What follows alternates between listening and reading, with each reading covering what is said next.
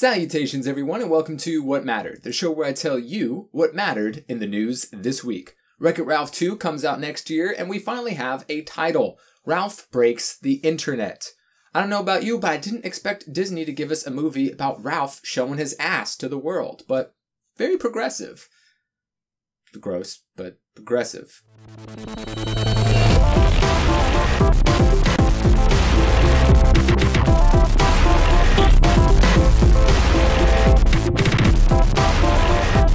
So in true video game fashion, after being leaked that Destiny 2 was a thing and that we knew when it was going to come out and that there was going to be a beta thanks to an Italian GameStop leak, they finally just released a trailer saying like, yep, Destiny 2, it's September 8th, alright, there's going to be a beta.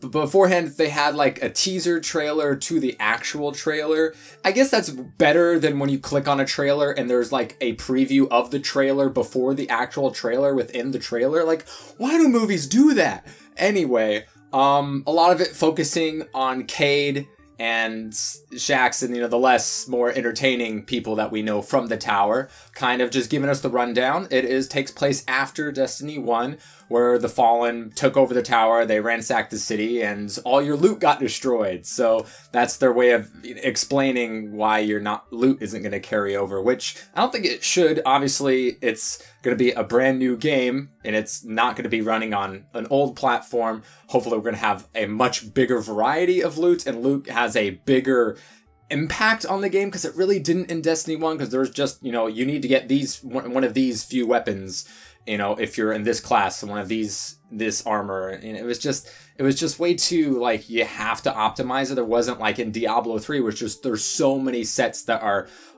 some of only, maybe only like 15 of them are viable, but like, 40 of them are fun.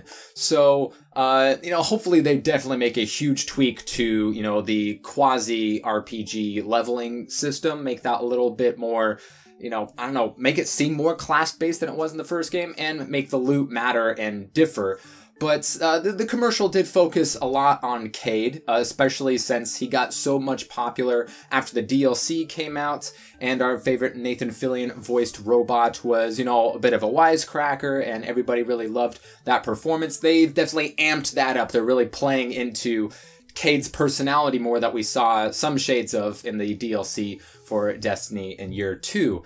So, I mean, it's good to see them focusing on some things that people did like, but obviously Destiny 1 had zero story. It didn't really make you care about the characters or the universe that much. There wasn't that lore, and the lore that was in the Grimoires was like hidden away. You couldn't actually access within the game. So obviously there's improvements to be made, but there was a strong basis of the initial game that had a huge successful launch, very, very well received DLC, and additional content year after year, specific events that were really, really cool. And hopefully Destiny 2 can capitalize on the good things that it did and fix where huge holes were that left people not caring about the game, after, a couple of months, and they didn't want to wait for the DLC, and then the game kind of like only didn't become a real game unless you got the DLC, so there's going to be some people that they aren't going to be able to win back.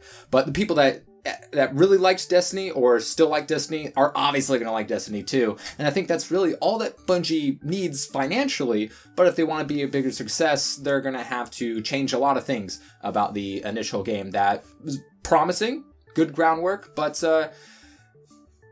let's hope Destiny 2 is better. And of course, it's only been a couple of weeks, so let's talk about a new movie that DC has in the works. They're going to be making a Batgirl movie, and Joss Whedon is in talks to direct, write, and produce the film. You may know Joss Whedon as doing the Avengers movies, so this would be another piece of talent flopping over to the rival side. And we don't really know, much about this project, which Batgirl are going to go with. Are going to go with the most iconic Barbara Gordon. Obviously, her popularity has really increased since the 2014 Batgirl of Burnside. We've seen comics, pictures of those comics all over the place with, her new outfit, taking pictures with her phone and all that stuff. So, there's obviously a couple different ways they would go. I would obviously expect the most known one being Barbara Gordon, but who knows? Obviously with this new DC extended movie universe, there's some directions that they're, changing around for various reasons. But obviously it's going to be, the story and the casting and the directing that's going to be, what makes or break this film, because we've seen a lot of breakage on the DC side of things thus far. And this will be DC's second female, or maybe third by the time it comes out. We don't know about the whole Gotham City Sirens thing. Obviously, Marvel has her own Captain Marvel, which we don't really know much about that movie outside of the casting of her, so we know it's probably going to be Carol Danvers.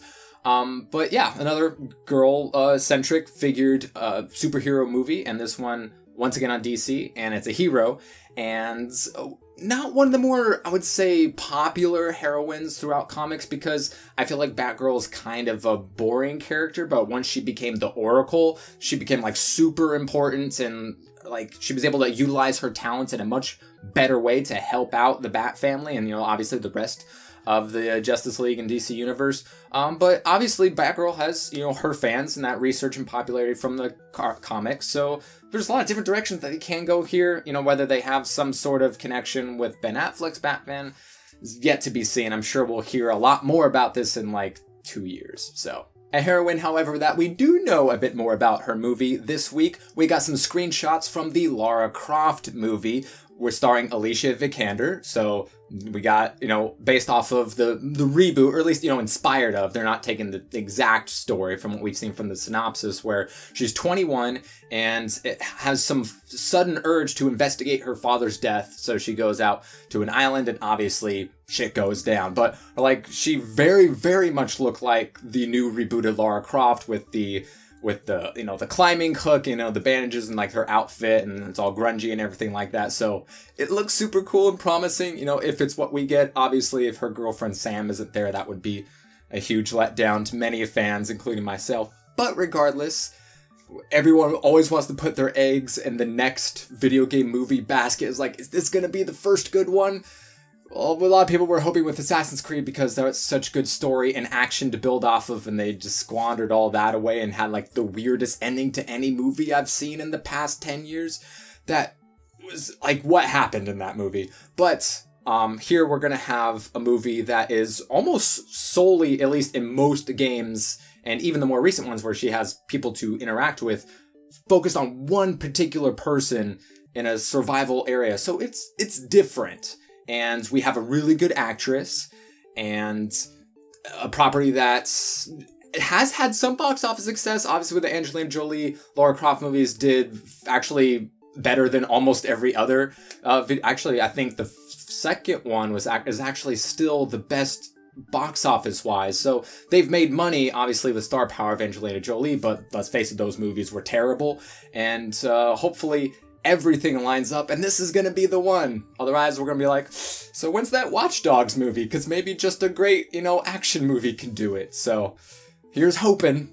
For Honor has an MLG tournament coming up, and they are banning the ever-popular Peacekeeper, a character that's kind of been obviously way too strong since the beta, at the very least, probably the alpha. I don't know, I didn't pay much attention. I didn't play the alpha myself, but it was very, very obvious from the onset that this character just did way too much damage with its very, very quick moves. Obviously not doing a ton of damage with one attack, but really good damage, and she's just so fast she can run away from encounters. And if you played For Honor, you know what I'm talking about here with the Peacekeeper. Obviously there's like, 4 or 5 characters that, are just really, really good, but the Peacekeeper, I think, is one of, if not the character that you could point out. I was like, yeah, that one needs a bit work because she's just so dominating. So they're banning her from the tournament. No word from Ubisoft, working in sort of balances.